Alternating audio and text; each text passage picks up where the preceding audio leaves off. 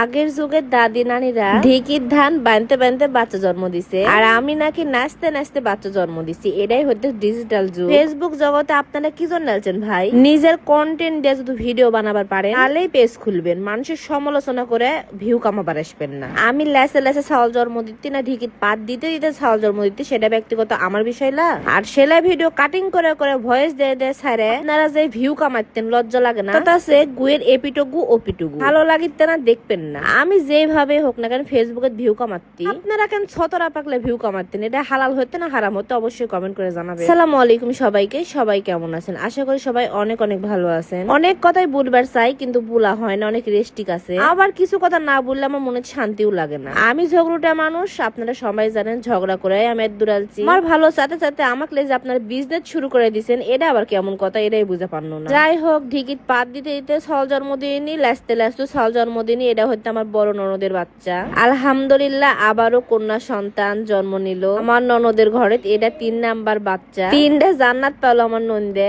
আমার নন্দের একটু একটু বোন খারাপ থাকলেও বাচ্চা দেখার পরে অনেক হাসি খুশি হয়ে গেছে। মানে নিজের সন্তান ছেলে হোক আর মেয়ে হোক, হাসি তো লাগবে, খুশি তো লাগবে। আই দেখেন এরা 2 বোন, আর আরেকটা হলো এটা আমার বাচ্চা হয়নি, আমার বাচ্চা হবে একটু দেরি আছে। সোশ্যাল মিডিয়াতে থাকি বলে কত কথাই যে আপনাদের সহ্য করা লাগে রে ভাই রে ভাই। ভিডিও আপলোড না দিলেও আপনারা টেনশনে থাকেন, ভিডিও দিলেও আপনারা টেনশনে থাকেন। ভিডিও আপলোড না দিলে মনে করেন এর মনে হয় ফেসবুকের টাকা না হলে চলবেই না। আবার ভিডিও আপলোড 2 দিন না দিলে মনে করেন মনে হয় সংসারে অশান্তি লেগে গেছে। আপনারা নিজেরা কামাই খান আর মানসে ক্লে পড়ে থাকেন।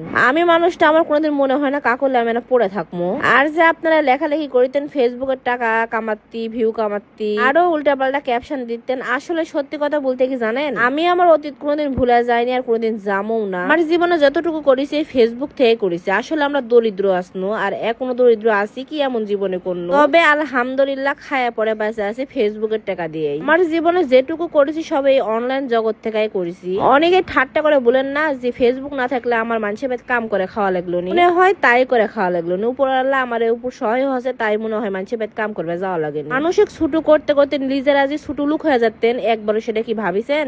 যখন অভাবে থাকিছি হাজার হাজার টাকা ঋণ আসলো মাথার উপর, তখন পাশে কাকু পাসনো না। মালিক দেখা মানুষ ভয়ে কথা বলেনি, মনে হয় টাকা হাওলা চাটতে। আল্লাহ আমাকে এইভাবে রিজিক দিয়ে থইছিল, এর থেকে আমি টাকা ইনকাম করবো, জীবনে অনেক সফলতা অর্জন করবো। আলহামদুলিল্লাহ সফলতা অর্জন না করবে পারলেও 3 বেলা শান্তি মতো পেট ভরে ভাত খাবার পারি, এই সামর্থ্যটা আল্লাহ দিচ্ছে আমার। যাই হোক, কথা বলতে বলতে অনেক কথাই বলে ফেলনো। আমি প্রথম থেকে বলেছি আমার ভিডিও যারা ভালো লাগবে না প্লিজ দেখবেন না। আর যারা আমার ভালোবাসেন, প্রথম থেকে ভালোবাসা দিচ্ছেন, আর আপনাদের জন্যই কিন্তু আমি এত দূর আসিছি, তাই তাদের প্রতি আমার অনেক অনেক ভালোবাসা। তারা আমার পাশে না থাকলে হয়তো